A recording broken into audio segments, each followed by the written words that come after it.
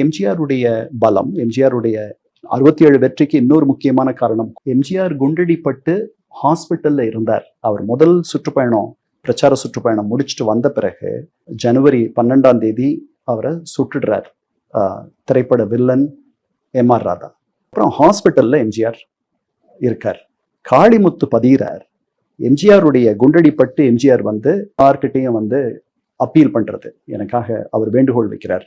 நான் வர முடியல, உங்களை பார்க்க வரணும்னு நினைச்சேன், வர முடியல, திராவிட முன்னேற்ற கழகத்துக்கு உங்களுடைய ஆதரவை தாருங்க அப்படின்னு சொல்லிட்டு ஒரு முழுப்பக்க விளம்பரம் தினத்தந்தியில வருது. போஸ்டரா மாறி, அது ஆரம்பிரப்பன் அவர்களுடைய எண்ணம், ஐடியா, போஸ்டரா மாறி பல இடங்களுக்கு போகுது. காளிமுத்து பே சீனிவாசனுக்காக விருதுநகர் தொகுதிக்கு அந்த போஸ்டர்ஸை எடுத்துட்டு போய் தான் ஒட்டி ஒரு பங்கு ஆற்றுச்சுன்னு சொல்லிட்டு காளிமுத்து சொல்றாரு. ஸோ அதனால எம்ஜிஆர் ஒரு முக்கிய காரணம். அதனால அவருடைய இடம் ஒரு பெரிய இடத்துல, அவர் சொன்னா கேட்க வேண்டிய நிலைமையில எல்லாரும் இருந்தாங்க.